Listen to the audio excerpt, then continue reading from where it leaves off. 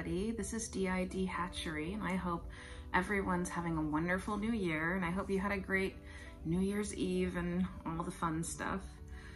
Today, I wanted to document something because this channel is more than just telling my story. It's documentation. It's for future therapists or doctors if they ever bother to look on YouTube to find a real system and what they need to learn from. And a few days ago, I had a very strange somatic experience, and I don't know anybody else who's had this experience, so I thought it would be good to document what I remember of the experience. So I first will start with saying that people with DID sometimes have inner worlds, and these inner worlds, or at least in my case, the inner world was not created voluntarily. I didn't create it. I didn't think it up. Nothing.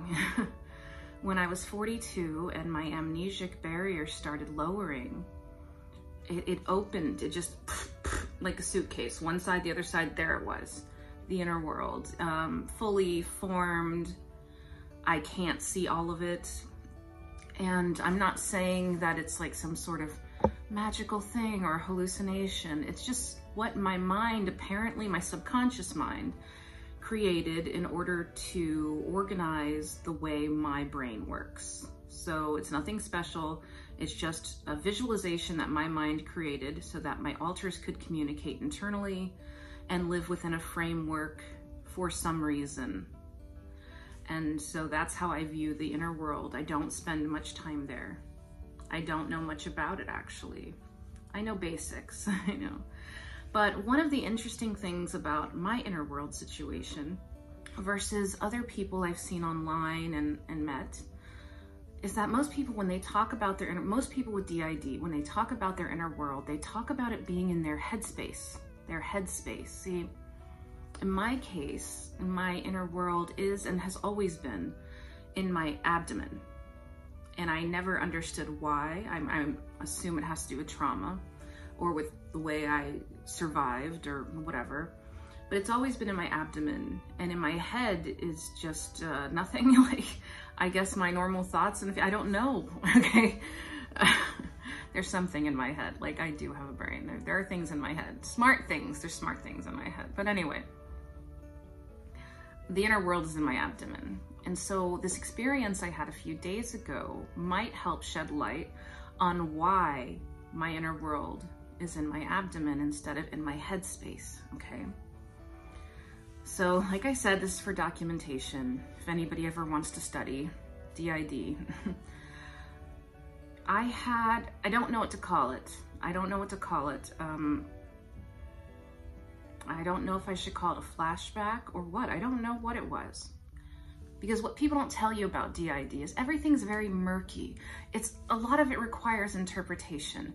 It's not like you have a flashback and you immediately know the moment it hits you, oh, that's a flashback. No, there's a lot of like interpretation, like what just happened to me because of the dissociation, you know. So in my case, what happened was from the neck down, like about here down, I was basically having a physical and emotional nervous breakdown. My body was shaking. It felt empty. It felt like I was in collapse.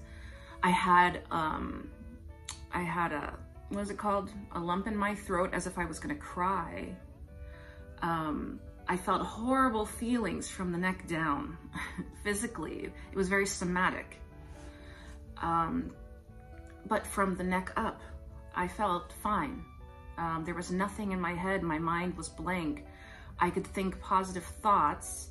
It's as if my head and my body were detached from each other, and one was having some horrible flashback or something, and the other was just undisturbed at all.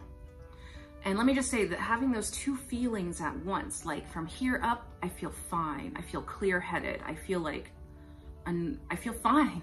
From here down, I feel like I need to be in a psych hospital. It's hard to explain to people that feeling, but I would say there was a lump in my throat. I felt like I wanted to cry. My body felt like it was exhausted. It was in collapse. It was in disarray. I felt anxiety in my body. I felt horrible feelings throughout my body, but none of it affected my head or my thought process or anything. I had no idea why. I just assumed that this feeling had to do something with our internal world being in our abdomen. And maybe that's the function of it being in our abdomen. So like, let's say internally something's happening, like, I don't know, a flashback internally or whatever. But I have to be able to think clear-headed because I am not in a situation in which I can freak out. I can see why my body might separate my head from my body in an emotional and somatic sense in order to make sure I could still make good decisions when parts of me are in collapse. So that's my theory on what that is. And so as I was experiencing this, it made me think of other things separate from this. I was thinking of the book, The Body Keeps the Score Again by Bessel van der Kolk. Oh, sorry. And in it, they say people with trauma tend not to be able to learn from their experiences easily. They tend to repeat their behaviors. And I started thinking about this repetition of behaviors. And why do traumatized people repeat their behaviors? And so for me, I came to the conclusion, or a theory, my theory is this. When you're fragmented, you've got all these different parts of your psyche that are separated through amnesia from other parts of your psyche. A lot of the parts of my system, they reenact their defenses like a tape running. It just has to run out until it's done. It feels very automatic. And so I've got these separate parts that are automatically defending themselves against things that probably don't need such defenses anymore. You know, like everyday occurrences at this point. But in the past, they were very useful. They saved our lives. But at the same time, I have all these parts, but all these parts have amnesia between them and can't communicate very well with each other. Although some parts can, and etc. It's a spectrum. But another factor involved in this partitioning of parts of yourself is that there's called influence. Parts can influence other parts, okay? And so my altars, the way they work, it's sort of like shells of altars, like rings of altars. You got your outermost altars, then more internal altars influencing those altars, and then more internal altars influencing those, and more, and just goes inward and inward and inward, at least to my knowledge. That's how I experience it at this point. So I'm sitting there thinking, why, as a traumatized person, can I not just change my behavior? Why can't I just say to myself, get up, take a shower, make a video, go for a walk, read, write, do the things you're supposed to do to function as a person? My brain knows it, but my body does not. So here's what I came up with. If you have all these separate parts of you defending themselves against threats that they no longer understand or are misinterpreting, they're going to stick to those patterns of defense. So let's say my outermost altars, who I have the most communication with, learn that they don't have to have these defenses anymore. It doesn't mean the altars that I can't communicate with, the more internal altars, aren't pressuring them to stay in those defensive postures.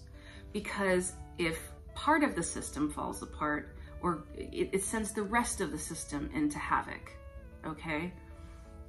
And so you have layers and layers upon altars that are protecting and protecting and protecting and making sure we do not change our behavior because they have determined that whatever they're doing right now is what's safe. And to me, that explains why it's so hard for traumatized people to change their behaviors. They've got layers and layers of altars influencing each other, and many, many, many of them are still locked in defensive modes because they think they're in danger. Well, that's going to affect the more outward altars. They're going to stay in more defensive modes because they think they're in danger. And the further in you go, the less communication there is, at least so far in my experience. And so we got to figure out a way to help fragmented people who are influenced by other parts that don't understand they're not in danger communicate with the parts that don't understand they're not in danger. And that is just that'll be quite an accomplishment in my system. So I was just thinking about that. I wanted to document the first thing, and I also wanted to talk about my theory on why people with trauma, especially fragmented people, have trouble changing their behaviors and will stick to the same patterns despite logically knowing that those patterns are not healthy. It doesn't matter if your mind, your conscious mind, knows what to do. I mean, it's important to know what to do. Yes, that is important. But if you're subconscious, if your primal self, which is the driver, don't think for 1 minute your conscious mind is the driver of what you do. It is not. Your conscious mind tries to change what the driver tries to do because the driver is still focusing on survival. But survival's more important than conscious decisions. And so the subconscious mind is always going to be way more powerful than the conscious mind. And asking the conscious mind to try to hold back all that the subconscious mind is throwing at it and like get in line and do what you're supposed to do is nearly impossible, as evidenced by the way PTSD works. And so, I don't know, I just wanted to talk that out a little bit. And I hope people keep that in mind when you're unable to change your bad habits, when you're unable to change your destructive behaviors. Don't be so hard on yourself if you're traumatized. It might take a little longer. It might take strategies you don't quite understand yet in order to get to the place you need to go. I am nowhere near healed. I'm at the beginning of my therapy. Beginning. Okay. I'm reading books. I'm interpreting what I'm feeling. I'm writing things down. That's what I'm doing to try to learn about myself, to learn about my disorder so that I can eventually heal my disorder. And I want to inform others of my experiences as I go so that they don't feel alone. So anyway, I love you guys and thank you so much for watching. And like I said, Happy New Year, and I hope you all have a wonderful 2023. Bye.